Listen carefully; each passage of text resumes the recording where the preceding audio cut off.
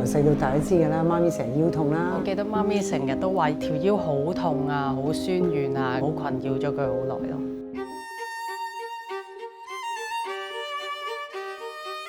我記得我係拍戲咧，係騎馬正式拍啦，開機 action 咁咪騎咯。哇！嗰隻馬咧就一嘢咧就揼包袱咁樣拋咗我落地啦。哇！我當其時其實都好驚㗎，因為成個瞓咗落地下咯。嗰次之後咧，我就發覺自己條腰咧就開始痛啦。記得我有一次好嚴重嘅時候咧，係沖涼洗頭，洗完頭，哎呀，哇！直情好似有嚿大石砸住自己個膊頭咁。起唔到身，係起唔到身。作為媽咪、爹哋都係我都係永遠都報喜不報憂，唔話俾你聽有咩事。我媽咪好好㗎，一定係送返學接放學㗎，由細到大都係喎。咁所以好佩服，我真係好佩服。我覺得佢好犀利，真係好犀利。咁所以我同我細佬細個其實真係唔覺得啊，原來媽咪好痛啊背脊。轉頭可能想抱一抱你、攬一攬你。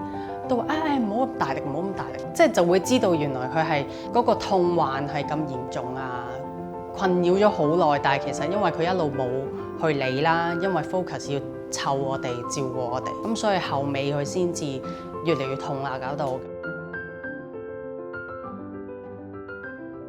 咁就去化驗所度照啦，呢邊就彎，跟住呢邊又彎翻過嚟。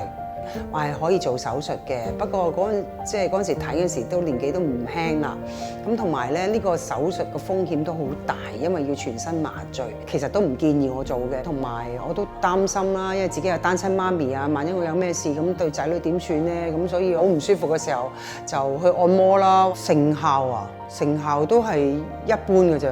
我記得咧有一次好痛，咁好偶然嘅機會咧，我就遇到一個朋友，咁呢位朋友咧就介紹咗我認識機能再生啦。我記得我第一次上嚟做嘅時候咧，佢有一個技術咧，嗰個好好，佢係好細心啦。除咗做我嗰個患處之外咧，佢上下都會幫我 check 邊度有發炎啦。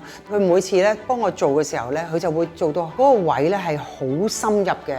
咁我完成晒呢個療程之後咧，就會覺得嗰個位咧就鬆咗好多，輕咗好多，已經改善咗好多啊！好神奇啊，其實啊，而家係好自如啦。你點樣爬高爬低，點樣抹嘢都得。